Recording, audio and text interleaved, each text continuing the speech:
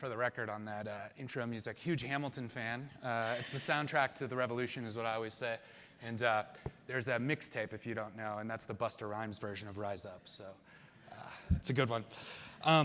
So a big theme, obviously, during these talks. And by the way, can we get a round of applause for curating these stories for you? And the team, obviously. Hire and empower great people, and they will do incredible things. I had some tears when they were telling stories. I was like... Yeah, no, it's a great way to open up. There's definitely a theme of not letting a crisis go to waste. I'm curious, you gave a little bit of yours in your intro, but can you expand on that? And do you have your own anecdote that you'd share with folks? Ooh. You know, a lot of people alluded to this, but so many things that happen quickly in government spaces feel like a crisis too, right? Like you were asking me about crises, and I was thinking about healthcare.gov, which I helped lead for 4 years, and it was a crisis every year for some reason, right? Like we helped grapple with infant formula crisis when infant formula was stocked out across the country, the FAFSA launch, but also things that are not exactly a crisis. So also COVID, which was absolutely a crisis. But other things like the passage of legislation that suddenly requires dozens of new programs to be stood up over the course of months can really feel like a crisis to the agencies responsible for implementing the Affordable Connectivity Program and getting millions of Americans like discounted internet, especially in this moment when everything is going virtual. So there were so many places where we wanted to move quickly and where the speed of implementation made it feel like a crisis, and which really helps catalyze alignment. I think the thing about a crisis is before a crisis, everyone disagrees about like what is the most important thing to do, right? Like, is it the documentation? Is it like the unit test design? But when the site is down, everyone's like super focused. Like, I know what our priority is, and it finally allows you to all be aligned on that. I have a million examples of crises, and we can tell healthcare.gov stories all day, or FAFSA stories. But I think one of my favorite moments was on the 3rd year of healthcare.gov when the deputy chief of staff and I are sitting in our bi-weekly meeting to talk about the launch. And she turns to me and she says, maybe we should stop with these big bang launches. And I was like, we have gotten through. No, we still had one that year, but never again. Never. She's like saying this 2 weeks before the Big Bang launch, but anyways, nice. Yeah. It's funny too, we talked about crisis engineering a bit. I have my own version of this, because obviously we mean engineering through a crisis, but there's also this version of engineering a crisis. So I want to be really careful here. I won't ask for you to share any stories of this, so you can have plausible deniability, and you have to be careful with this, but there are always crises that, I don't want to say agencies hide them, but like, we don't really want them to get out. And they're all over. There's big, huge ones, and then there's little small ones that are happening inside a program. And if you can find those and really shine a light on them, 100%. A lot of times you can engineer the crisis that then you can go crisis engineer. And I think that's an overlooked piece. And you probably have examples, but I'll say, Kessel Run, it's always told like this story whose time had come, and people came down from on high and they're like, let's do this. And the truth was there were a bunch of people that got reports to be written about a failing program, maybe perhaps leaked failing programs to the press at the same time they were writing articles in Fast Company to promote the innovation, and just like engineered this state where it couldn't be ignored anymore. Mm-hmm. So I think we ignore a lot of crises too. There's some that you can't ignore, but if you can find ones that are like right on the edge, you can push them over the edge. 100%. I think that's a really good point. And the creation of USDS was actually as a result of sort of healthcare.gov crisis, just like Kessel Run, where it's like nobody was, Jen Paulko was running around DC briefing the president, trying to put together this team, and then there was a moment. Mm-hmm. And then it became very obvious that this needed to happen. So yeah. Speaking of USDS, there's obviously been a lot of changes to USDS. I think it's easy. Look, every time administrations change, there's people on different sides of the political spectrum, but it's easy to focus on the negative. I'd really love to hear from you, like what you're optimistic about still right now, despite all the changes. Yeah. That's what we call a pregnant pause.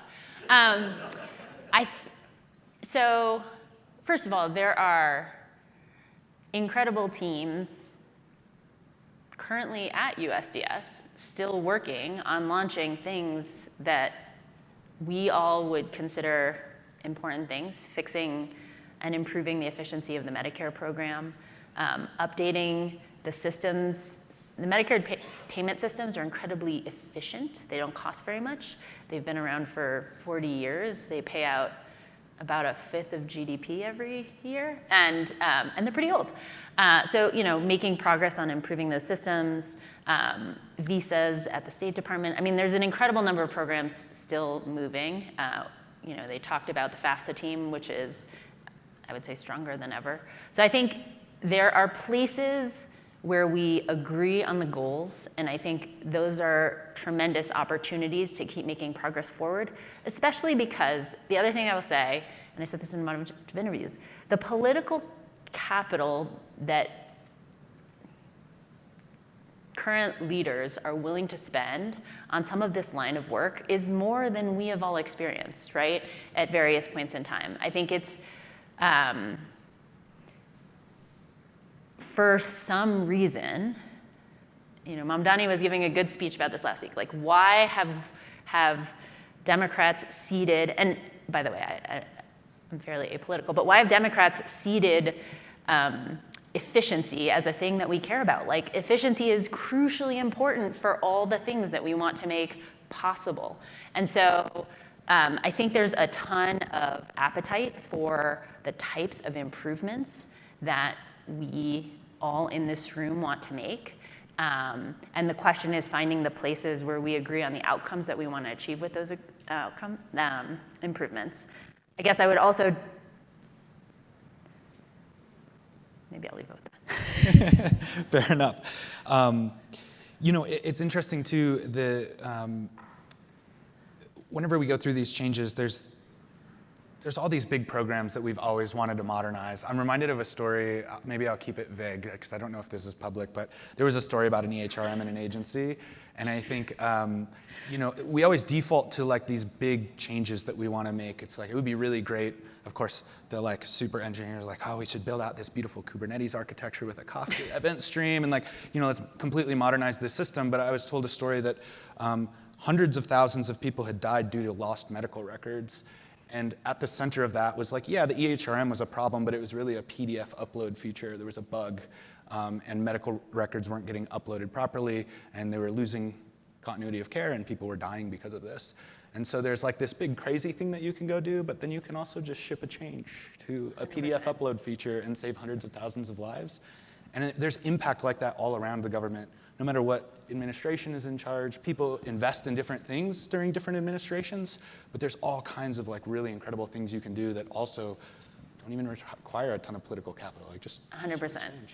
And that I think you're also talking about a thing that we had discussed on the side, but just how important it is to get into the details and the weeds and to listen to people at every single level of the organization because they know, because they know the issues, right? They know what's actually not working, where the upload feature is, and often the thing that you need to tackle isn't like, as you say, like a big fancy thing. I remember when Pooja and I sat down on FAFSA and we were like, all right, we got to read the like 800-page specification document because like everyone's saying what the issues are and like we don't believe anyone, so it's time to get to ground truth. And that kind of work is like deeply important for everyone on the team to be willing to do and to help then raise up the information that you learn to people who either don't have time or don't choose to understand all the details. I think one of my most important recommendations to all of my team is to share more information and more gritty details up and down the chain than they think. Like everybody loves to put together a polished slide and send it to superiors, and that like accomplishes nothing useful, right? And so better decisions, better fixes and velocity all happen when you share more information more clearly up and down the chain. Yeah. Speaking of reading things, if you want to go ship things in GovTech, everybody, you're gonna groan, go read the RMF. It's 837. It's a great read, I promise. You'll be able to ship things when you're done. All right, so we've got a lot of practitioners here, right? The point is shipping things. So what can someone out there do to get started on their own ship story from like 0 to 1? And I think related to that, you and I talked about, like with USDS, I think sometimes people assume that agencies invite you in with open arms and you've got this easy start, but you also go from 0 to 1 almost every time. So talk about that. What can they do to get started? Sure. And I think this is even more important now. You know, you asked about this current political moment. I think there's going to be more suspicion and more scrutiny of people who have our backgrounds, frankly, just because of what has happened in the last year. And so I think this question of how do you build trust and help an agency get aligned behind what you want to accomplish is going to be even more important in at least this near-term future. But, you know, USDS, everyone is like, oh, you just walk in and the agency welcomes you. And like, they take the first meeting because their boss said to take the meeting. And usually they're like, I heard this story about you kids going over to this other agency and totally breaking everything. We're not going to have you here.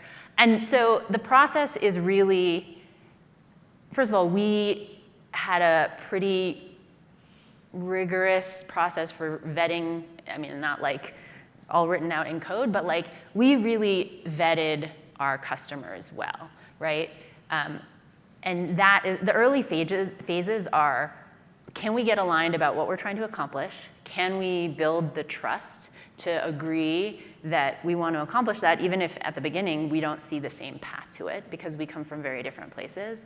But can we listen to each other well enough, understand what the actual issues are, and help re-articulate back? So what I found always the most helpful is working first with agency leaders to go and talk to everyone on the team and sort of have them bring back, okay, you sort of said at a high level what you wanted to accomplish, leader, but like let's unpack that a little bit. Let's see what your team already has and what they think the issues are, and sort of getting together and really listening to their team was a tremendous, even if we then wanted to paint a picture of how they could do things differently from how they were currently doing them, having listened and deeply understood what they were doing now and what about it was working and what about it maybe wasn't achieving their goals, helped make them feel like we were there to help them be successful. Because we were, right? We're here to help them be successful at what they need to accomplish, not to come and like stand up this Kubernetes cluster and like make it so that they can't maintain anything anymore, right? So I really think that being an incredible listener and figuring out how do we get the entire team to feel like a team. One thing we also used to do is like get all of the leaders of the different pieces of the organization to get together in a big meeting and all be saying the same things and demonstrating tight collaboration once we were able to do that, because that really helps set the tone for the team to sort of all work together. And so it was climbing a mountain from like the base every single time, and you can't, just like I said, there's no substitute for doing the detailed work. There's no substitute for doing the detailed work of building out the relationships and trust as well. Yeah, it's like cultural engineering. And one thing I just want to highlight before we close with that is every single time it's hard. Even with the reputation they've built up until this day, it's still hard every single time.